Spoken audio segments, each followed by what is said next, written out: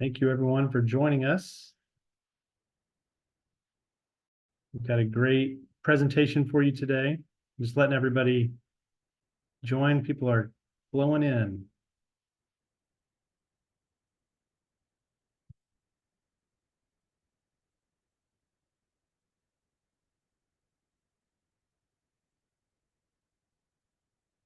All right. Well, as people continue to join, I'll just get us kicked off.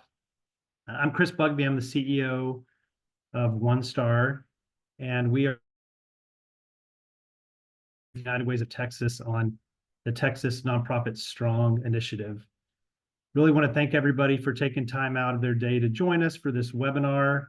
As you hopefully know, we celebrated National Nonprofit Day on Saturday. And so we wanted to take some time this week to step back and just really celebrate the incredible nonprofit sector we have here in Texas. We launched Texas Nonprofit Strong back in 2020 with the goal of really amplifying the nonprofit voice in Texas, giving us a collective voice to celebrate the incredible work that you all are doing every day. We see you, and we want to hear you. We want other people to hear all of us and really understand kind of the incredible work that we're doing, the incredible impact that we're having on communities all across Texas, large, small, from the oldest of our citizens to the youngest of our citizens and everyone in between. So today is a day to celebrate our nonprofits, the 130,000 of us here in Texas, and we'll hear more about that in a minute. So the goals really of this webinar is to provide some awareness about the sector in Texas, maybe some things that you don't know, opportunities, reminding you of some opportunities to connect with Texas Nonprofit Strong and other nonprofits across the state, really preparing all of us for action, to speak up and to feel confident and telling others about this incredible sector that we're all a part of. So we want to take a minute before we get started. We have a poll, and so we want to find out kind of who is here with us today. So the question is, which focus area best describes your nonprofit or the nonprofit you support or represent? We have a few categories. I'm just going to read them out for those of you that it might be helpful to hear them. Arts, culture, and humanities, human services, education, excluding higher ed, health, philanthropic organizations, religious organizations, hospitals, and disaster. So if you could take a minute to, I know sometimes it's hard to pick one category, but the one that maybe just feels the most like it captures what you're doing. And then we will share those results with everybody.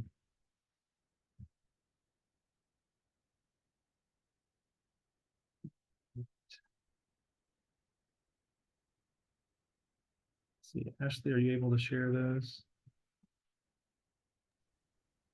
It shows I am sharing, Chris. Okay. So as hopefully everyone can see the results. It looks like we've got 29% human services, 19% education,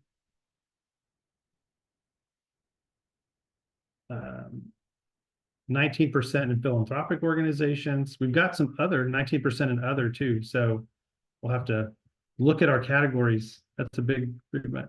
Arts and culture, humanities, 5%, human services, 29%, higher ed, 5%, and health, 5%. So we'll pop those up. Everybody can see those.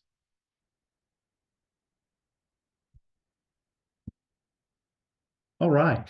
So first up on our agenda today, we are pleased to have Nicole Collier with the Bush School of Government and Public Service. She is a research associate at the Center for Nonprofit and Philanthropy, and she is also executive director of the Nonprofit Academic Centers Council. She is our research partner with Texas Nonprofit Strong, and is behind all of the great data that we have in our Built for Texas report. And she is going to walk us through that today. I'm excited to have you here, Nicole. Thank you for sharing your excitement about data and your expertise with us. Thank you so much, Chris. And hello, everyone. It's good to see you. Real quick before we get started, I had the audacity to take a little vacation and come back with a sinus infection. So if I turn a little raspy, allow me a moment to sip some tea and, demurely coughed over to the side, as the youths are saying these days. But it's great to be here and talking about one of the things I am just a complete nerd and unironically enthusiastic about, data. So let's go ahead and dive into it a little bit. If y'all have been following along with Texas Nonprofit Strong before it was Texas Nonprofit Strong, you may remember that we had a first Built for Texas. Thank you, Becky, for saying I was very mindful, very demure. Yes, always the goal. We had our first Built for Texas report come out in 2018, just taking a first step at looking at what is the size and scope and impact of our nonprofit sector. That was my first project working with United Ways and OneStar and meeting a lot of the wonderful people that are on this panel with me, and maybe some of y'all that are also in the crowd. So be sure to give me a little hand wave in the chat or something. Also, before we dive in, I wanted to let you know that we'll be looking at your questions and stuff towards the end of my data section. So feel free to go ahead and type them in and I'll do my best to get to them. And hopefully with the time we have at the end as well. So a little bit about the center I work for. I'm lucky enough to work at the Center for Nonprofits and Philanthropy at Texas A&M's Bush School.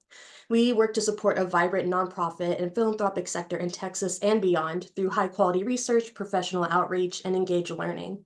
So it's more than just preparing the leaders of our graduate programs working on their Master's in Public Service Administration. It's also strengthening organizations and systems through capacity building cohorts and things like that, and then improving understanding and scholarship, which I'm lucky to take a part in with this research. You can always get in touch with us. Our socials are at CNP at Bush School, and our website is up there. But that's most of the plugging I'll do, I promise. But quick, first, let's do some overall stats about the sector. Our sector is continuing to grow. In 2022, we had over 134,000 organizations in the nonprofit sector. But another thing to keep in mind is that financial resources are not keeping pace with the sector's growth. The typical nonprofit is very young and has limited resources, which we'll see more of in a bit. And also large organizations tend to dominate resources and perception of the sector as a whole. This isn't all bad news, it's just some of the key takeaways, and we're going to dive into it a little bit. So first, when we look at Texas, we all know it's a huge state. So I want y'all to understand some of the ways that we broke down the sector, and one of them is by area that they're located in. We used COGS to create 8 overall regions of the state. This allowed us to remove some of the big cities so they're not impacting the stats of more rural areas, but also to have some more regional aspects of our analysis. So you can see our city categories in here include the county surrounding DFW, Houston, San Antonio, and Austin, and then the southern region, western region, east, and central. So feel free to take a look at where your county falls on that.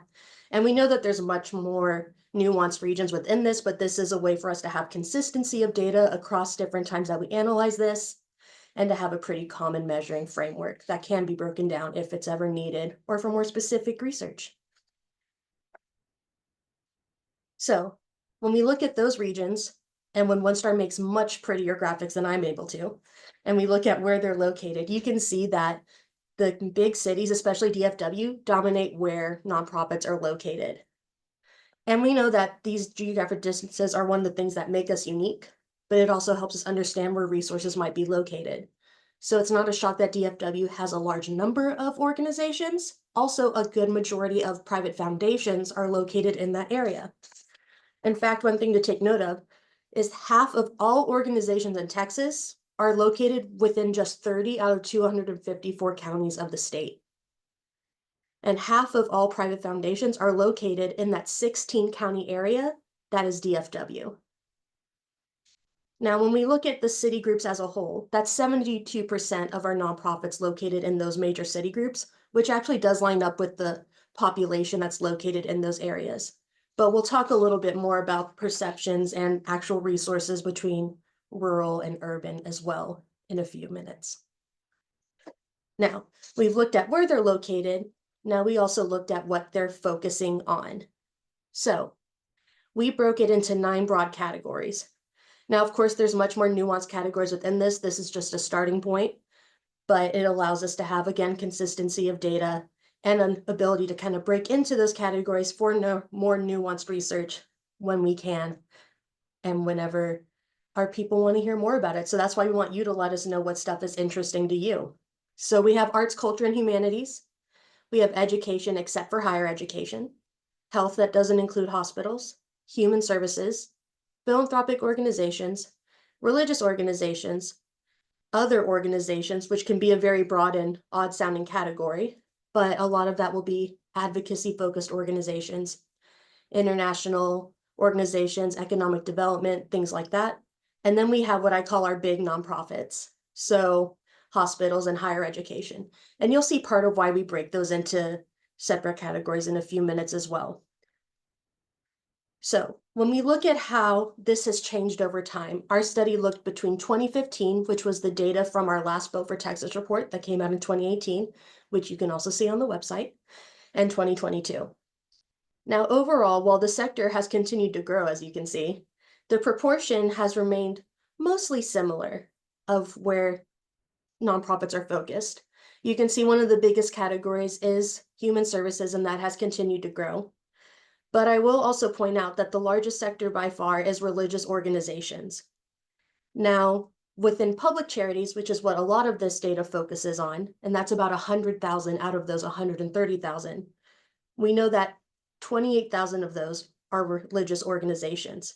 But as some of you data savvy people and people that have just worked in nonprofits will know, religious organizations aren't required to file with the IRS. And also, really small organizations aren't as well if they have under a certain amount in revenue. We estimate that between 1/3 and 2/3 of religious organizations actually file. So we know this number is a lot smaller than it actually is. So that's just something to keep in mind, that the power and size of the religious nonprofit sector in Texas is very large. Now, we know about this large number of nonprofits and how it's continuing to grow over time. But how are these organizations actually doing? We look at the budget size of organizations. And if you've ever been on GuideStar, they use the groups over here that you can see to break down budget size. Grassroots, which is under $1 million, small, 1 to 5 million, and so on, all the way to economic engine, which is if you have a budget above 500 million. And when you look at that, you can see that 92% of organizations would fall in that grassroots category. But if you work in a nonprofit like me, where you're not close to $1 million and you're doing some pretty intense work, you're not satisfied with that breakdown. So I broke it down even more, as the true data nerd I am. So I broke it down to with the under 50,000, 50 to 100, and so on, as you can see on that graph. And with that in mind, 78% of the entire sector and 72% of all those grassroots organizations have budgets under 50K. Now, I'm not saying organizations can't do very important, vital work and do it well under 50K, but it just shows that larger organizations that may account for a large amount of that, of the revenue of the sector, don't show what the typical nonprofit is working with. So it's just part of something to keep in mind. Now, bit of a spoiler that I gave just there, but looking at nonprofit revenue over time, 2015 to 2022, you can see that overall revenue has grown since then. And you can see a large jump in 2020 and 2021. Not shocking, we all know that a lot of us focused our giving on nonprofit organizations as they stepped up during COVID-19. But that growth of 13% doesn't match the growth of the sector overall. So keep in mind that the number of organizations grew by 22%, but total revenue only grew by 13%. And when you break this down even more, and unfortunately, the more detailed data you can get, the further back it goes. So this is only 2019 and doesn't account for 2020.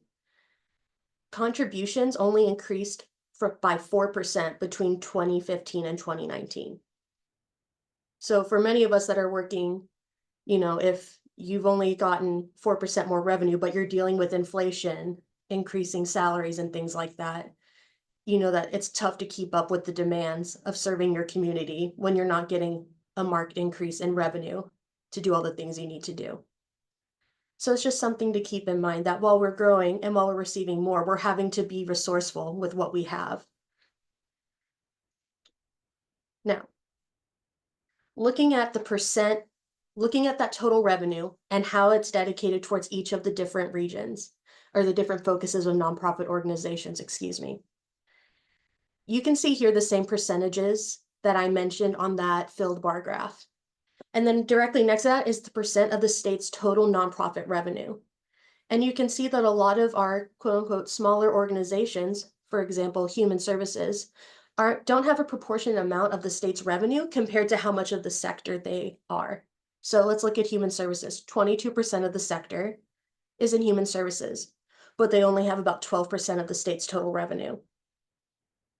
Inversely, religious organizations. Now, I would take that piece of data with a little grain of salt since they may just have been noted in our data set but not had to put any revenue information, but that is something to keep in mind. And then we get to our big organizations, which is why we call them out separately as separate categories. You can see that while they're not even 0.5% of the sector, they account for almost half of the sector's revenue. This isn't a bad thing. It's just a fact of working with big nonprofit hospital systems, higher education institutions, and things like that. But it is also important for us to keep in mind that these smaller organizations that may be working with communities that have less access to resources, that they also have trouble competing with experienced fundraising talent that might get hired by those bigger organizations. And then it's also tougher for them to keep that talent to keep doing work at lower costs overall. So just something to keep in mind. Now, I call these stats like financial health of organizations, and for these, we're looking at public charities only. So one of the measures of financial health is just how many organizations are in the red versus in the black, net positive revenue at the end of each fiscal year. Now, over time, you can see that these statistics are basically relatively even over time, but it's consistently at under 60% of organizations being in the black at the end of each year. Now, many of us know with the ways that our financial years may fall, that's not always a bad thing if you're a tiny bit in the red each year.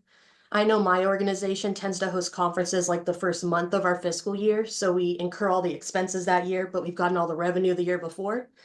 So I'm not saying 40% of the sector is in trouble or anything, but it is something to keep in mind when about 40% of the sector overall is in the red consistently each year.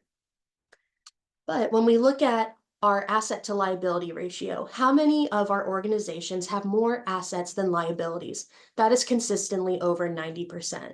That's a good sign of financial health for our organizations, which I believe is something a lot of our organizations are focusing on, especially after COVID-19, when we found out just how important our reserves can be. And I know many of us felt that. Now, when I talk about the growth of our sector, how do we know which ones are actually new organizations and which ones are no longer functioning? Unfortunately, when we're using IRS data, it's pretty tricky to go in and track specific organizations over time because sometimes data just gets messed up. They put in last year's numbers instead of this year's. Sometimes organizations just aren't able to file for a year. Things like that happen. But we can look at the year that organizations were founded and incorporated. And that really shows us how young this sector is. So beyond just knowing that the sector's grown by 22%, we can see that almost half of our organizations as of 2022 were founded in 2010 or later. All of these organizations were born when Obama was president. They don't know about any of the other ones. It's like when I teach my freshmen and they tease me about other presidents. So when we look even further, 1/5 of organizations have been founded since 2019. That's a huge chunk of our sector that is new, eager to get going, but is having to compete for those resources against older organizations. And while a smaller percent, that 15 to 20% that's been around since 1970 is nothing to take for granted. You are more likely to have a larger budget if you are an older organization. Now, I promised I'd talk a little bit about rural and urban organizations, and that's something we definitely would love to dive deeper into, and I want to hear if y'all are interested in that. But looking at our rural and urban areas, 1 in 5 nonprofits are located in rural areas. And the biggest number of rural nonprofits are located in the western region of Texas from that map I showed you way earlier.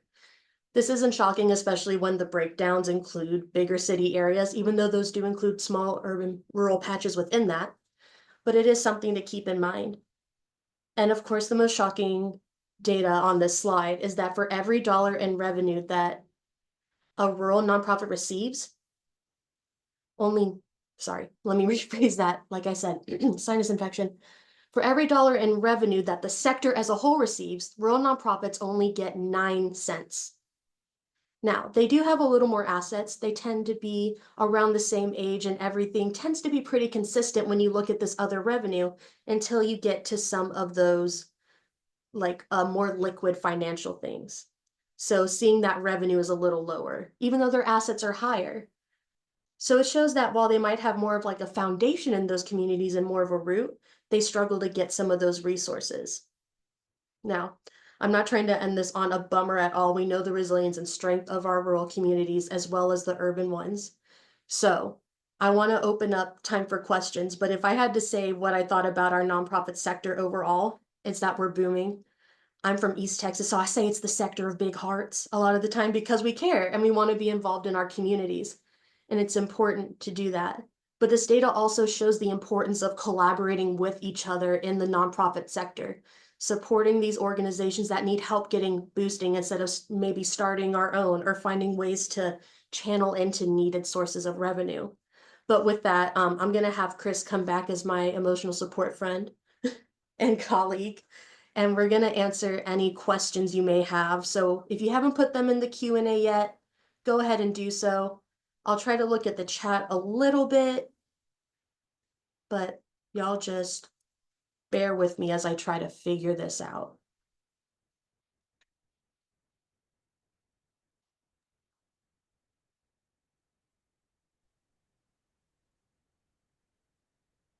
Don't And if you're able, you may be able to raise your hand. I know your video isn't showing, but if you raise your hand, we may be able to pull you up. Chris, we have a first question in the chat. Okay. Have you done any research to track nonprofit closure?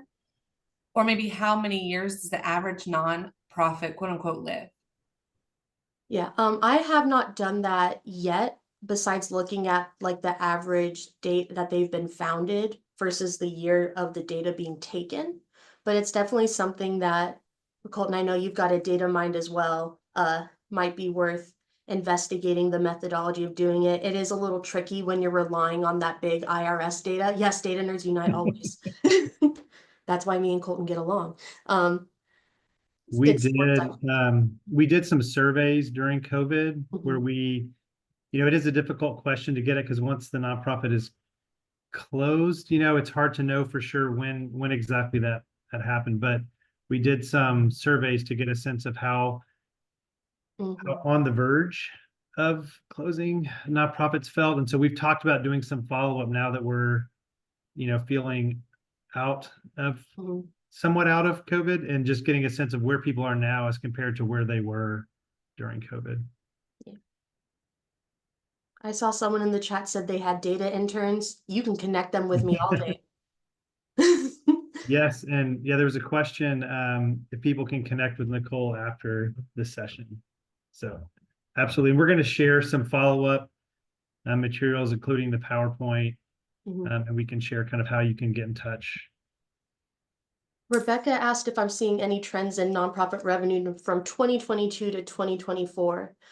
So far, I've kind of been diving into foundation giving data for a somewhat related but not really related project. And it's been interesting so far because of how this data is filed and how fiscal years follow, we're kind of really starting to see the impact of COVID-19 now, and whether trends in giving, like that big jump in revenue we saw in 2020 was more of like just a flash of giving and things going back to normal or even below normal in now.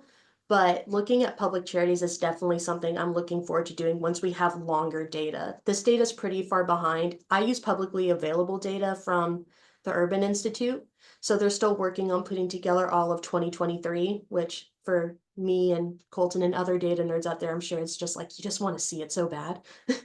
But I'm really looking forward to when there's longer data. That way we can see how things quote unquote settle. And Nicole, we had a question, just recognizing the size of West Texas, and if Yeah. we had talked about kind of dividing it up, so there was Oh, yeah. now for different. Oh, yeah. Yeah, we've definitely thought about it. One of the reasons we didn't for this report is just since it's kind of an overall overview data, is focusing more on consistency of research over time. So there's reports from even before this 2018 one where we use those regions, but using COGS and then counties allows us to break it down further. So if certain regions want a more detailed analysis, it's something we can do pretty easily, kind of like a profile of each of those regions and breaking it down more. But for this particular research project, it just wasn't feasible because even if you look at East Texas, where I went to college, I would consider a totally different region than my hometown of Nacogdoches, but they're in the same area on that map. So there's so many ways you can break it down that I had to kind of control my Texas region heart. But yeah, like I think if you're interested in that stuff, tell us about it, get like local orgs interested in it, and we can definitely do more detailed things with it. So Sue just had kind of a comment. She's a 2.5-year-old nonprofit and having difficulty getting grants for housing the homeless in our community in West Texas. So it sounds like maybe the data resonated with her. Yeah. We have another question about just the data points around DFW. I think you had talked about kind of the 16 counties in that region. They were asking if you could repeat those data points. I don't know if you have that. Oh, sure. Let me flip back in my notes. So almost half of all Texas private foundations are located in the 16 counties that we include in that DFW region. So the slides will be available to you later, but they're the pink ones on the little graphic I have in there that are just immediately surrounding like Collin County and Dallas. Yes, so half of the state's private foundations are located in that pink area right there, which is astounding, but also not too shocking when you think about the location of a lot of donations, foundations, like in resources, things like that. I think that was the data point you wanted. Feel free to correct me in the chat. And then Nicole, as you were talking about the data, like you use this data that is from the Urban Institute, that data is coming from the 990s. Yes. Is that correct? Yes, it is. So the IRS receives all the 990s and then they share it with Urban Institute, who makes it available to researchers. Yes. That was one of the questions. Yeah.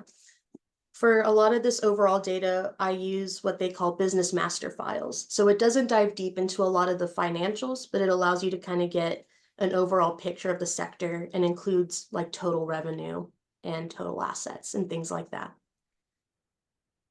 And Kelty had just shared about GuideStar also Yes. being a great resource for information. Yes. You can look up, you can see if your organization is on there, or you can share information about your own organization. GuideStar. Yeah, and Colton shared research he's done about the North Texas region, which probably includes where I went to undergrad in Sherman, Texas. So that's an example of how you can take these regions and do more nuanced stuff within that. Another one you can look at, especially for Texas people, is Philanthropy Southwest created a giving dashboard that focuses on 7 states, but you can look at Texas more specifically. I believe it's done through Candid, who does GuideStar. I think it's something like southwest.candid.com or something like that, but you can look at some of the top grant making institutions where they tend to focus their giving. It's a very interesting data resource to look at if you ever want to dive into that. Yes, perfect. Thank you, Colton. I think Colton's reading my mind. Yeah. Chris, there was a great question regarding COVID and any lasting trends that may have emerged. Just curious, it's in the chat box, Nicole and Chris, regarding size of grants, giving size and scope of groups, where folks work. Any insight on that? That would be a great place to look at the Philanthropy Southwest dashboard that Colton just put in the chat, because I believe it has data through 2022 or 21. I would have to double check. So it is a little delayed, so we don't know about lasting data, but we can get thank you, Colton, 21.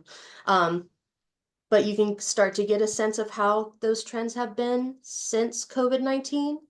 And if you go a little further on that sheet, because a lot of it looks like it talks about big grant makers, you can look at the typical size of grants as well and look at that over time. That might require you to kind of make your own data tables a little, because you kind of click each year to each year, but It is one of the challenges of nonprofit data is the significant lag. Yeah. And independent sector, which is a national organization that focuses on the nonprofit sector, has also been advocating for the federal government to do a better job in collecting nonprofit data.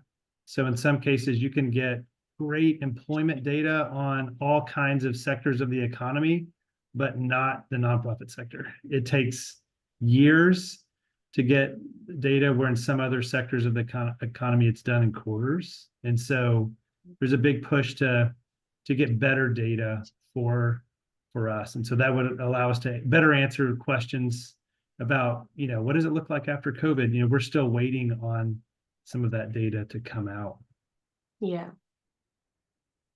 Yeah, it's frustrating when you want to know stuff for the health of your own organization and your own community. Because in some ways we may not see the longer effects of 2 years for another 5. So we know that we have that data over a long period of time. Okay, well, I think Yes. we've answered questions. Ashley. So if I may, I would love to thank you all again for having me and introduce one of my dear friends who will be leading the panel, Miss Ashley Harris, the Director of Public Policy at the United Ways of Texas. Oh, thank you, Nicole.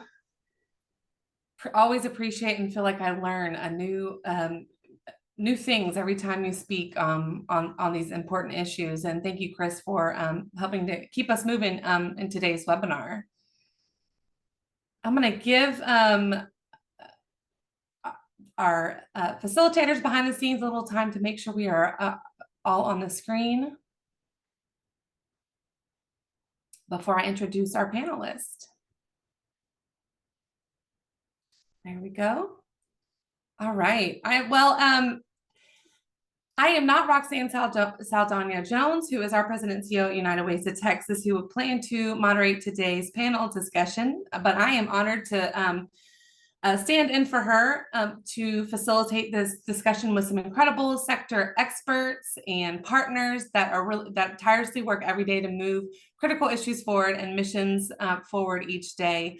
And excited to introduce, joining us today is Veronda Durden, current CEO of Any Baby Can and former commissioner of the Texas Department of Assistive and Rehabilitative Services, and also our former UWT board member, who I believe is one of the most dynamic change makers and leaders in our state. Also joining us today is Dr. Colton Strawser. He's the president and CEO of Colton Strawser Consulting and a leading expert in community philanthropy and nonprofit capacity building. And last but not least, another incredible partner, Dr. Kelty Garbee, who is president and CEO of Texas Rural Funders, who has over 20 years of experience with nonprofits, state government, and philanthropy. I would just want to open it up, starting with Veronda, kind of a quick question for everyone. is if you had to describe the Texas nonprofit sector in just 1 or 2 words, what would they be and why? Veronda, we'll start with you. Well, thank you and good morning, everyone. And hello, Ashley. Thank you for those kind words. I would use 3 words. I would say that the Texas nonprofit sector is committed, it's connected, and it's collaborative. We are committed to supporting, ensuring the best outcomes for some of our most vulnerable Texans. We are connected to the people who need the services, the agencies that fund the services, and the philanthropic community that wants to support good outcomes for others. And then I would say that we're collaborative. We embrace linking arms and looking for ways that we can partner together and maximize our resources in order to impact the communities that we serve. So those are my 3 C's. Oh, I love that. I love that. So Colton, would love to hear from you. Just a couple of words to describe our sector in our state. Well, all the good C's are stolen. So I'll add another one. I'm the panelist that always provides like the spicy comments. So I would say from my perspective, all those things are true, connected, committed, and collaborative. But in some cases, I would say we're a little bit comfortable. And so some of the agencies that I've worked with and some of the things I've seen is, there's some nonprofits that have just kind of been doing the same thing year over year and have maybe the mentality, if it ain't broke, don't fix it. And I think as we change as a society and the nonprofit sector advances, sometimes that causes some challenges with agencies.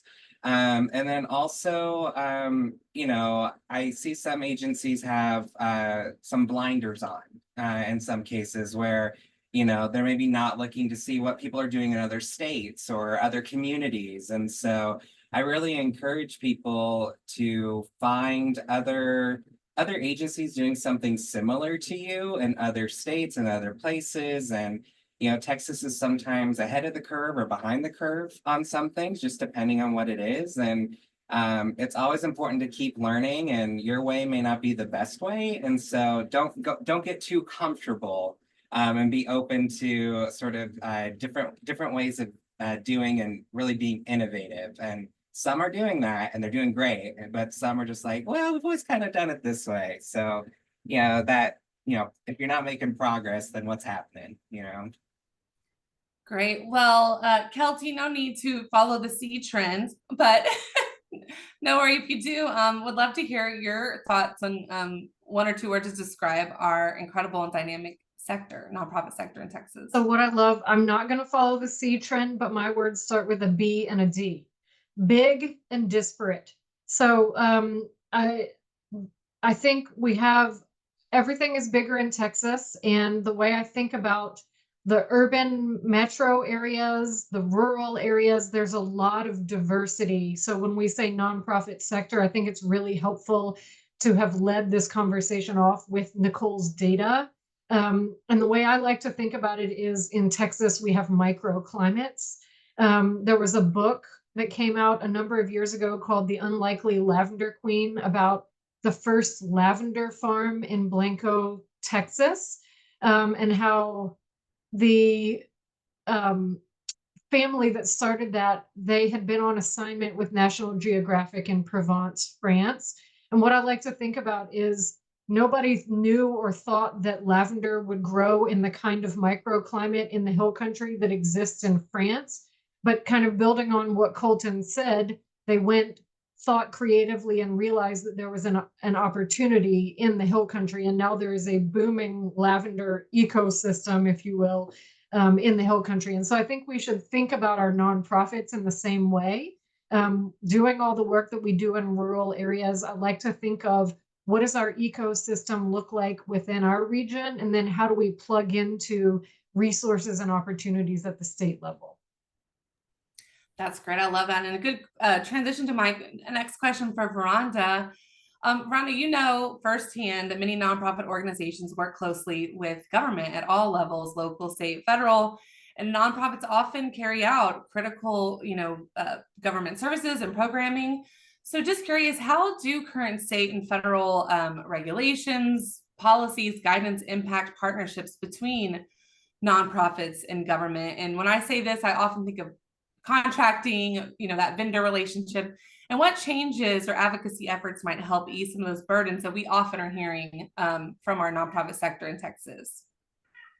I think as one of the 134,000 nonprofits across the state of Texas, we have to use our collective voices and engage with our government partners at the state, at the local, and at the federal level to get them to understand what it's like in the real world where the services are provided, what the return on investments are, what the costs are to provide the services, and what our communities need.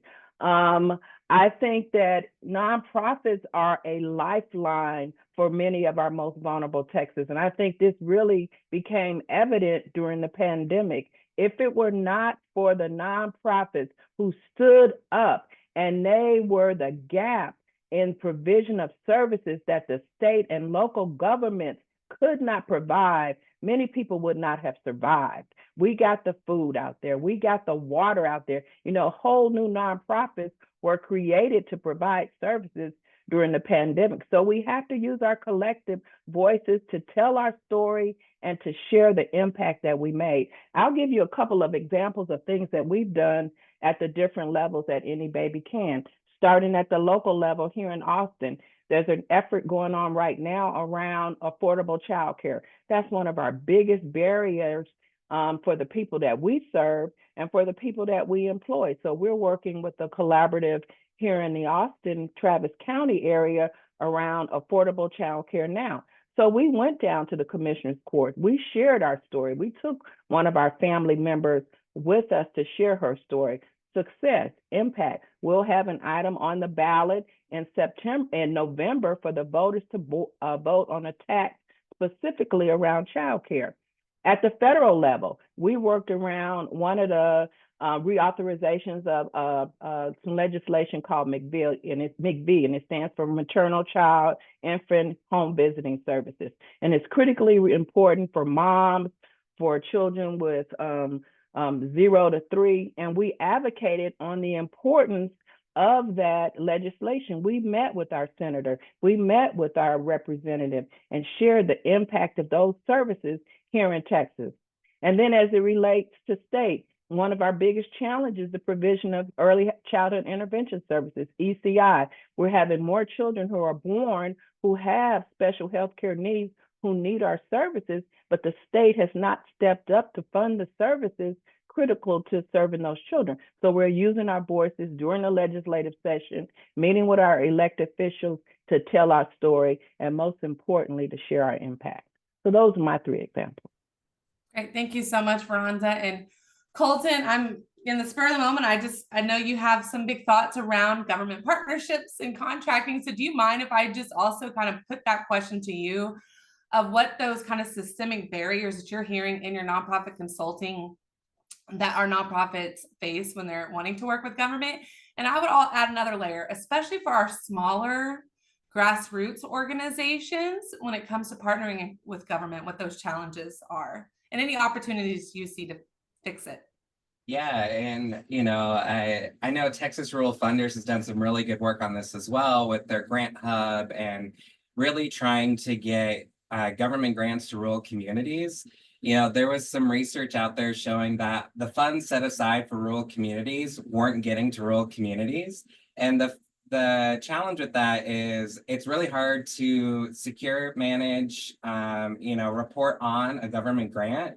In some cases, it's a full-time job.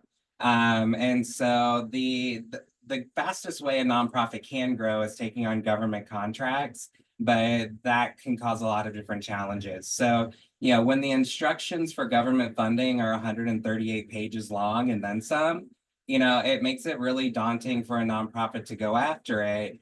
There's challenges with cash flow, since a lot of government grants are reimbursement based. There's a lot of things an agency needs to have. In many cases, I run a very small organization and we didn't apply for funding that we would have been well suited for, could have executed beautifully, but we needed an audit. We've only been around 2 years. Didn't make sense for me to invest in an audit, so we didn't apply for that grant. And so there's a lot of small barriers that really hold smaller nonprofits and rural nonprofits back. I've done some work regionally to, community foundations can serve as intermediaries for government grants. There's different United Ways can do the same. I'm working with the United Way that's starting to apply for government grants on behalf of the community because they have the infrastructure in place to be able to manage those types of things. But, it can take over 100 hours to complete a government grant. And if you hire a consultant to do that, it could be, $10,000 or more. And so it's an investment of time, money, energy, and just sometimes nonprofits don't have that, but those communities maybe need the funding more than those that have a full-time grant writer that can be like, oh, I can snatch that money. We've done it for 20 years. I can continue to get it. And I just wish that there were lower barriers. In some cases, if it's your first grant, that, even if you get a smaller amount, at least help other agencies get it. So that's a big challenge that annoys me every day, where I'm like, this would be a perfect fit for you if it didn't take 100 hours and $100,000 for you to try and get it. So lots of challenges with that. Thanks. Ashley, could I please. quickly add something to that? I think we also need to be open about sharing some of the administrative burdens. You noted that I had my career in state government. So I think it's our responsibilities to share back to the agencies some of the administrative burden that they're putting on organizations. To Colton's point, participate in the rulemaking process so that they can understand the impact of what they're asking you to do. And then another thing I would add to Colton's point also, and why one of my words was collaboration. Sometimes we can come together as smaller organizations, larger organizations, and work together on something so we can leverage our expertise. And so that's how we can do more with less in many instances. I just wanted to add that. Thank you.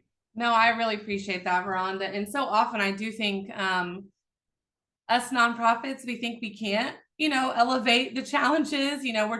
We feel lucky that we got the contract or got the, that funding, and not being, a helpful partner and voice and helping, the state to be a strong partner. And, as a former state employee, I love the new form that I created or the new reporting mechanism, but that I didn't necessarily, make it with engagement of, the nonprofit partner that this would impact. And so I think you're so right, is to use that voice and use that collective voice, especially when it comes to some contracting programs that many nonprofits are engaged on, to raise those opportunities for improvements in the process, as I like to say. So Kelty, I'm going to kind of shift the conversation a little bit, in knowing that we did elevate some of the Built for Texas data, specifically around rural communities and rural nonprofits. And so I am just curious to know, what, if you could expand upon, I know Colton touched on this a bit, but what unique funding challenges do rural nonprofits encounter, and any maybe other systemic challenges, and how state and local leaders, including funders and policymakers, could create new opportunities tailored to meet the unique needs of our rural nonprofits and communities? I want to start off by saying our approach at Texas Rural Funders is that rural and urban are inextricably linked. And we view that as positive and going in both directions. And so I loved Nicole's data point that half of all private foundations in the 16-county Dallas-Fort Worth area, half of all foundations in the state are in the DFW area, because they're in urban areas. I think we often don't think about the fact that our water, our energy, our food comes from rural areas. In urban areas, a lot of the funding for nonprofits comes from urban. And so there's a really interesting forthcoming study from the Federal Reserve that'll be out in early 2025, where they shared that 2% of all philanthropic dollars in the United States flow from urban to rural areas. So that means the other 98% of funding stays in urban areas. But then they dug down and analyzed what the funding looks like in rural communities. 71% of philanthropic dollars in rural communities come from urban. So in other words, the majority of funding in rural communities comes from urban philanthropy. It's not a bad thing. It just is how it is, right? So I think it's important to think about, again, what does the ecosystem look like? And so what I like to think about is that rural nonprofits provide services that simply would not exist otherwise.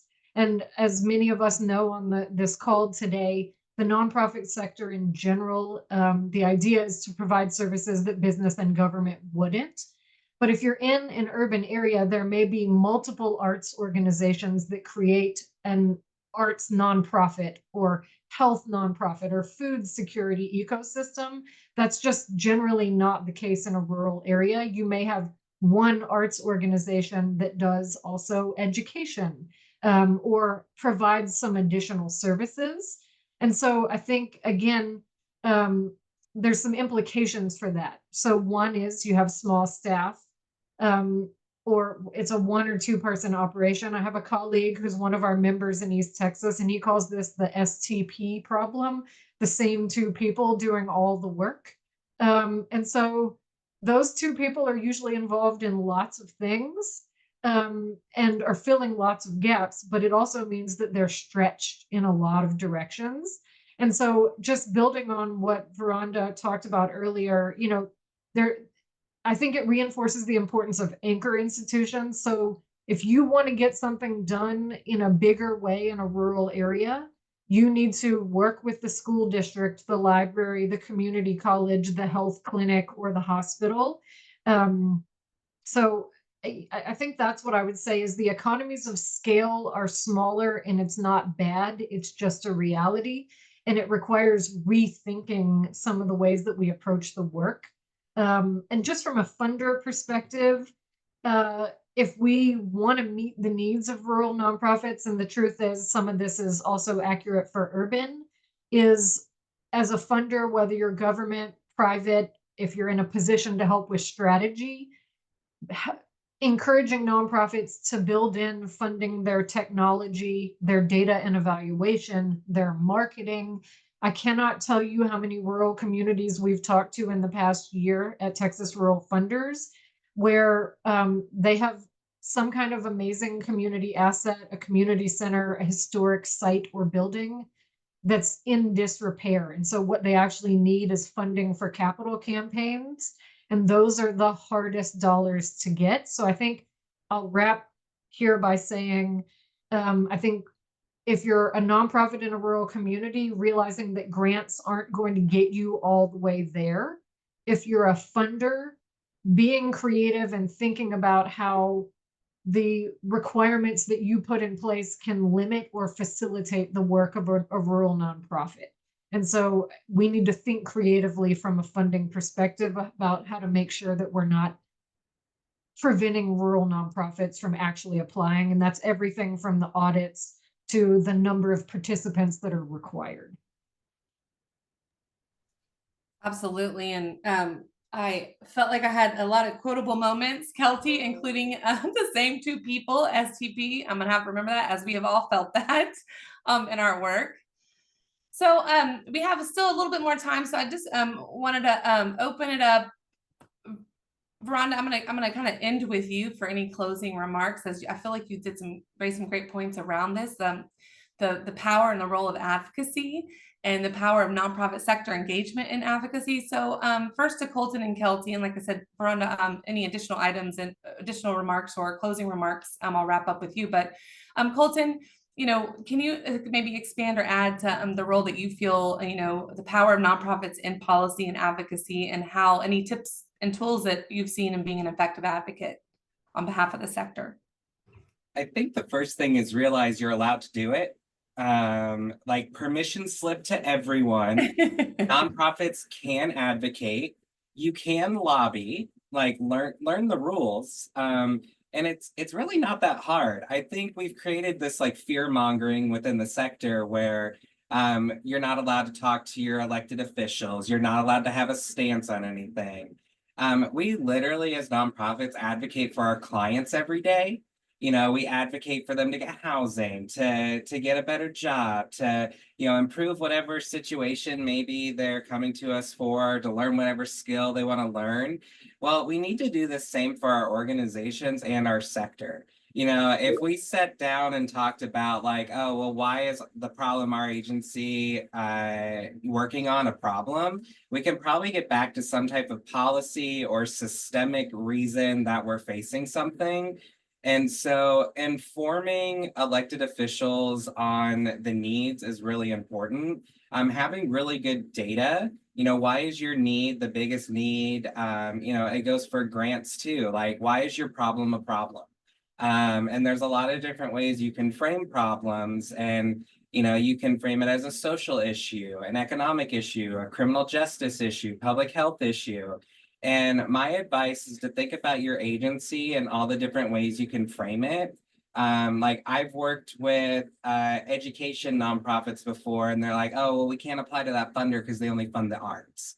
And I'm like, well, do you do anything creative or arts programming or, you know, same thing with an arts organization. They're like, oh, well, they only fund like youth. And I'm like, do you have youth programs? And sometimes it's just your main way of framing your issue may not be the way that's going to resonate in politics. You know, a lot of issues, when I was in Indiana, we tried framing early childhood education from like a social and educational issue. Like that's what it is. But once we started framing it as an economic issue, it got us a lot further faster because we saw the negative economic impacts and things like that. So, you know, whether it's meeting with your elected official, you know, inviting them to things, talking to their staff, you know, if there's some type of bill that's going to affect your clients, like writing a letter or making a phone call, because you can amplify the voice of that issue as a nonprofit way easier than you can, you know, sometimes as an individual. You know, nonprofits hold power in the community. I used to do this when I was with the Community Foundation. An elected official would call me back. They may not call everyone back, but if there was something that, you know, we needed to pass along to the right people, we could do that. And so your agencies are on the front lines, have plenty of data, know the issues, can change things, but it, you know, we've just been taught not to do it. So do it, you can do it. I believe. Yes. Go for Yes. it. We always say, yes, you can, and you Uh-huh. should advocate. And lobbying is just one small piece of on the continuum of advocacy. So Kelty, I'm going to pass it down, and then Veronda, I'm going to have you share any additional remarks and close for us. But Kelty, could you maybe provide any, you know, thoughts on the role that, you know, nonprofits can play, and maybe bigger, more collective advocacy efforts, and any tips and tools you have for being an effective advocate? Sure. I'm just going to continue the pep talk that Colton started and say, you know, sometimes you hear the word advocacy or fundraising and that feels overwhelming and scary. If you switch your thinking to education and getting dollars to do your work, it's exactly the same thing. So even inside of Texas Rural Funders, we have some funders who are very comfortable in the advocacy space and others who are not.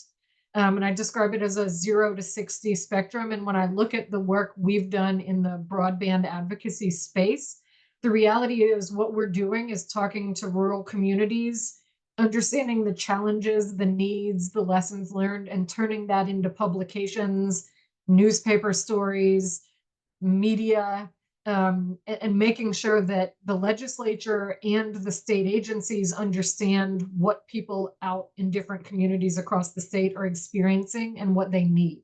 And again, that is advocacy. So I realized we did, you know, worked with our funders and said, who can support our policy and advocacy? We should have just called it education because we're creating documents. So just keep that in mind. I think the other part is, the big work that we've done from a policy perspective is a couple of legislative sessions ago when Texas had no state broadband office or broadband plan. Texas Rural Funders was one among a number of organizations about to create a broadband coalition. And so we joined together with Greater Houston Partnership, Texas 2036, United Ways of Texas. And then these 4 organizations have worked together, and we sent a letter to the legislature in support of the creation of the broadband office. 90 different organizations signed on to that. And so what I would say is we could have each gone it alone, but when you think about the reach and perspective of each of those organizations and getting on the same page, and you don't have to go create a whole statewide coalition, but I would say work on a regional level. So I sat at a table, if you haven't heard of either West Texas or South Central Texas Rural Philanthropy Days, this is something that funders do regionally, where you can go and have some nonprofit learning and get some feedback and interaction with funders. And I sat at a table where there was an arts organization, the Education Foundation, the school district, and as they went around and talked to me about what they were doing, they each were serving students in a different way at a different time of the day, and talked about how there were some students who may fall through the cracks during the school day who were getting great benefit from the local theater program.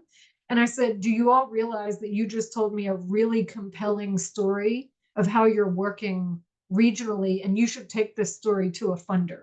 So I submit that and the Digital Texas Coalition as both a local example and a statewide example of find ways to work with others. So just I'm excited to be on this panel with Veronda today because the King Foundation and others under the umbrella of Philanthropy Southwest are working to create a child welfare funders collaborative. There's a group of water funders. So know that funders are also working in this collaborative way to pool their dollars, because the reality is no one foundation has enough funding to individually solve the challenges. And we recognize that. And one nonprofit, unfortunately, usually can't completely solve a problem. We have to work with the legislature and our local government and philanthropy. Great. Thank you so much, Kelty. And I just have to say that, there are some issues that if it wasn't for nonprofit voice, we would not have been able to address them in the most holistic manner, and digital connectivity being one of them. Because the nonprofits where the voice is saying it's more than just infrastructure, fiber in the ground, it is digital literacy skills, it's access to devices, it's these things often the nonprofits, it's affordability of good high-speed internet that not just households struggle with, but also small nonprofits. So that's just one example of us coming together, as a network to be able to move a big systemic issue forward in our state, and not viewing it from like a health and human services, like there were so many different angles that we could approach that. So thank you. So Veronda, just quickly, I want to leave it to you for any closing remarks or anything else you want to add as we talk about advocacy and impact as a sector. I would just reinforce what Kelty and what Colton have already said, and I would frame it around do what you can when you can, because we recognize that capacity and resources will always be a struggle for nonprofits, no matter what size you are. It doesn't matter if you're small, medium, or large, it's still going to be an issue. So it's important to identify areas where your nonprofit can uniquely contribute and use your voice to make a difference. I don't normally use the term lobby for the reasons why we know it could get you in trouble, but I agree with Colton and Kelty that we can absolutely educate, and that's our responsibility to educate. And I'm a firm believer of nothing about me without me. So you're going to hear my voice and why it matters to the people that we serve. And then I think it's important to form a relationship with our elected officials, with our state agency representatives, and not just during the legislative session, but before the session, so that when there's an issue, when there's a concern, that you can be that go-to organization that they reach out to say, what's the impact of this to the people that you serve? I agree absolutely 100% that what we can do can be as simple as writing a letter or an email to our elected officials about something that matters to you and the people that you serve. I think you can also use our collective voices in signing on to a letter. It's very impressive when you get a letter that has 30 different nonprofit logos on there. You're going to pay attention to that. And then share your stories of success and recognize that we are providing a return on investment to our communities and the communities that we serve. So tell the stories of the change, the impact, the power of the work in our community. One of my favorite quotes is by Margaret Mead, and she says, "Never doubt that a small group of thoughtful, committed citizens can change the world. Indeed, it is the only thing that ever has." And to me, that's the power of nonprofits. Oh, Veronda, just couldn't have ended it any better. Thank you so much for your remarks. And Colton and Kelty, thank you so much for your insight. And you know, this is why we're here. This is why we're having this webinar, so we can, you know, put that advocacy work in motion, and so we can be a collective force with our state our decision makers at all levels. So with that, we have a couple minutes, maybe 1 or 2 questions I'd like to for the audience, if they want to ask of our esteemed panel. Take 1 or 2 questions. And Chris or Millicent, if you could help me, if I'm missing something in the chat box for Q&A, please let me know. I am looking through here. Lots of affirmations of what was talked about. Yes.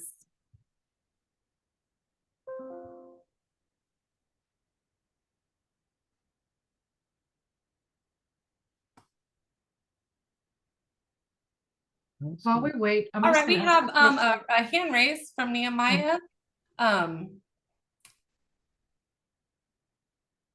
Nehemiah, we will try and get you off mute so we can hear from you. Great. Can you hear me now? Yes, please ask Wonderful. your question. Thank you. Thank you so much for this and for everything that you all are doing. Great to see so many familiar faces, in particular, Kelty. Great to see you, Kelty. Wanted to just ask, with timing being a persistent challenge for turning advocacy into coordinated action, as you know, I'm really curious to learn about work with interlocal agreements at the county level that you've been involved in or that you may be aware of to help to advance some of our work, especially since coordination, as you described, it requires an awareness of the issues on the ground within the communities. It requires an appreciation for resources that come and become available so they can be at least bird dogged, if not applied for by nonprofits in a coordinated fashion. But as I know you've seen in the Austin area here with DECA as an example, coordination between county, city, and the nonprofits has often also been really key for effective work. And I'd like to see if you can talk about any work, effective work that's been done with ILAs involved to get things done, or the roles they play in getting things done. That's a great question. And I think it applies in a number of areas. And I assume what you're thinking about at the moment is broadband, but I've also seen it in the education space and healthcare. So the one thing I like to think about with interlocal agreements or memoranda of understanding that we take for granted is if there are staff changes or shifts in an organization, what this does is put a set of precautions in place, or at least something to refer back to, where you can get partners on the same page to work toward a common goal, and then have something that everybody can use to hold one another accountable in the event, in the very likely event of staff change or funding fluctuation. I think it's a really effective tool. Thank you. Great to see your body. Right. Thanks, Nehemiah. So we have a question from Amy, which I feel like either Chris or I or Millicent, the team at Leading Texas Nonprofit Strong, may answer. Is there a website that lists pending legislation impacting nonprofits? That is a great question. And during legislative session, we have tried, again, between just the two of us, it feels like doing all of this work, two same people doing all this work. We tracked and monitored legislation that could potentially impact the nonprofit sector. We put out a kind of end of session recap report the last two legislative sessions, but we hope, as we've been able to build our advocacy network, which we will talk about, that we can have a more live, kind of reader-friendly legislative tracker tool starting next year. So stay tuned for more information on that, and we can talk, also share ways that you can get that information as part of our Texas advocacy network. So stay tuned for more information on that. A couple other questions, and I'm going to add maybe time for one more question and open up to all the panelists.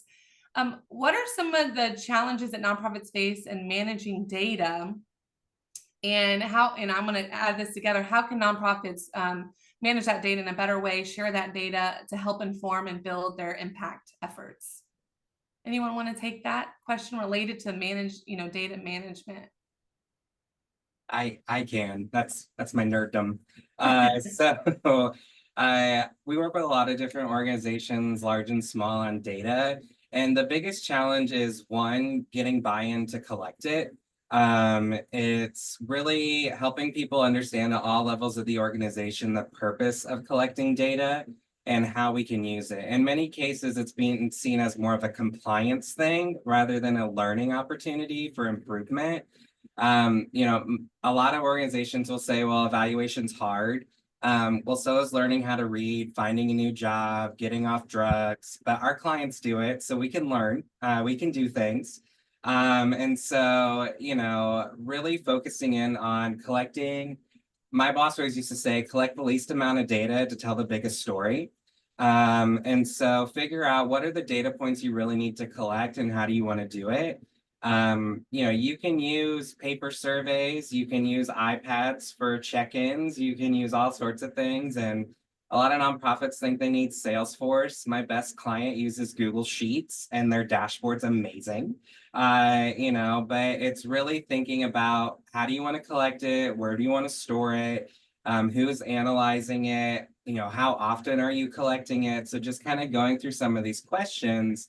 But my biggest thing with data, and then I'll stop here, is I always say it's illegal to experiment on humans without their consent.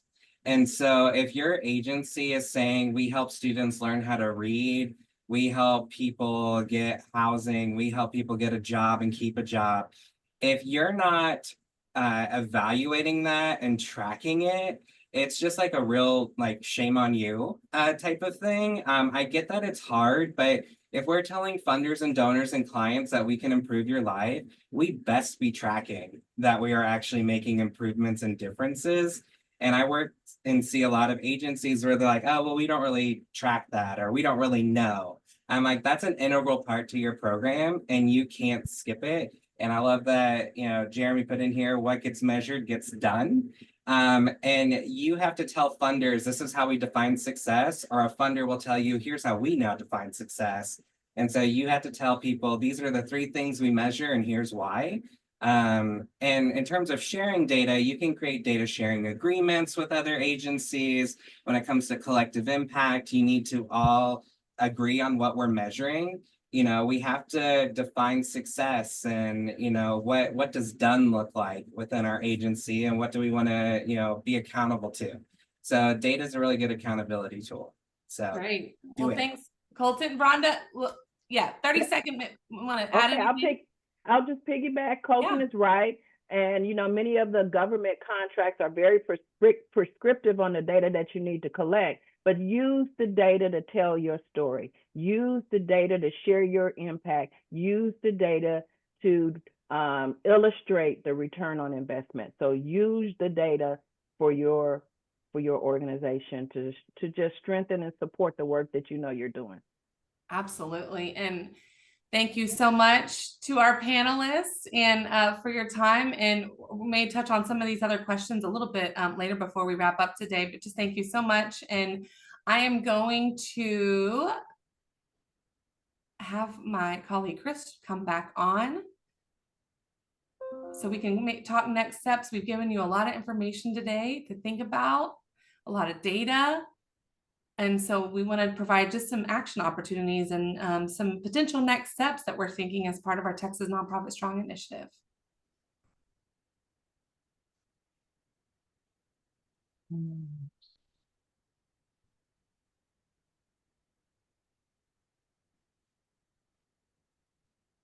Chris, are you joining us? I am here. I need someone to spotlight. All right, I'll get you. I'll get you if you Very want to get There we us. go. We'll go to the next slide. You see me? Okay. Yeah. Great. All right. So, wow, what an amazing panel. Thank you to our panelists, Ashley, for moderating. We wanted to, if you're not already aware, make sure you're aware of the resources available on it's at the website txnonprofits.org. It's down there at the bottom left of the screen.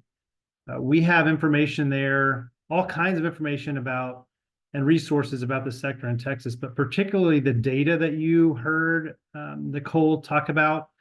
We have a toolkit. We have a report with the data in it. We have the PowerPoint, flyers, social media graphics. We have all kinds of information that is readily available for you to download and use in your presentations to your board, to volunteers, to funders, other nonprofit networks that you might be connected to. We would love your help in getting this information out. So it's there and ready for you to use. Great. And Chris, just to add on to that, I know it's been helpful for us. So as we're doing presentations, we can easily take that information that's included in the toolkit and add it into our own presentations, board meetings, or events. Again, to be a voice for the collective, for the larger nonprofit sector, not just our mission or issue that we're focusing on, but really to be an advocate for the sector as a whole. So we'll go to the next slide. And just to reiterate that we all can play a role in strengthening the nonprofit sector, not just those who are leading nonprofit organizations or working for nonprofit organizations, but business leaders, philanthropy, and policymakers. They benefit from a strong and resilient nonprofit sector, and we all play a role in ensuring that it thrives. And we'll go to that next slide. I won't spend too much time on this. We touched on the power of advocacy, the critical role that advocacy plays, and that nonprofits can and should actively engage in advocacy. And we believe this is the #1 way to not only raise attention to a particular issue and move our missions forward, but address those large-scale systemic issues that challenge us as a sector. And right now, our Texas Nonprofit Strong Advocacy Network is convening on a quarterly basis to help develop some policy priorities that our policymakers at all levels may want to consider, with particular attention and focus on opportunities at the legislative level, given that our Texas legislature will reconvene starting in January 2025. So we encourage folks, while we're kind of in the middle of that work and we're moving forward, we will always be open to new members. So please join us, as not only do we work to develop some priorities, but mobilize around some priorities and to hopefully continue to build our advocacy power in the future. We'll go to the next slide. And Chris, if you could touch on some upcoming exciting. Yeah, so pencil in this, mark your calendar, plan to join us in Austin, February 26th. This will be a part of our larger Texas Nonprofit Summit, the kind of professional development, training, and conference will be happening the beginning of the week, February 24th and 25th. And then on the 26th, we'll get together close to the Capitol and go march on the Capitol.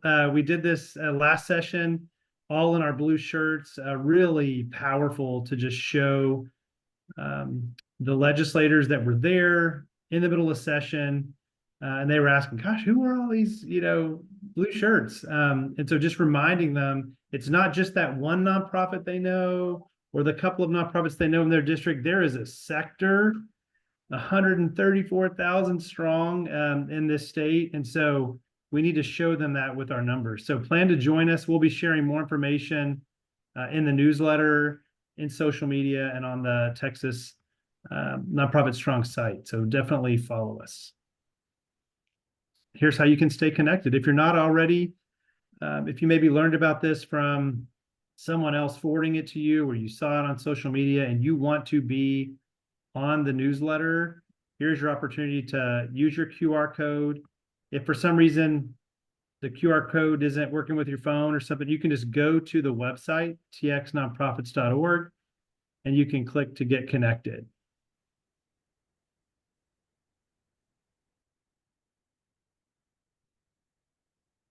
All right. Well, this has been incredible way to celebrate nonprofits, celebrate our kind of Texas nonprofit day, as we celebrated National Nonprofit Day on Saturday. Thank you all for making the time to be here with us. Thank you to Nicole, to Ashley, Colton, Veronda, and Kelty for sharing your passion about the nonprofit sector, the nerdiness around data. We love it. I love, Colton giving us the permission. And so adding to that permission slip, we have permission to advocate. You have permission to use all these great resources that are on the Texas Nonprofit Strong site.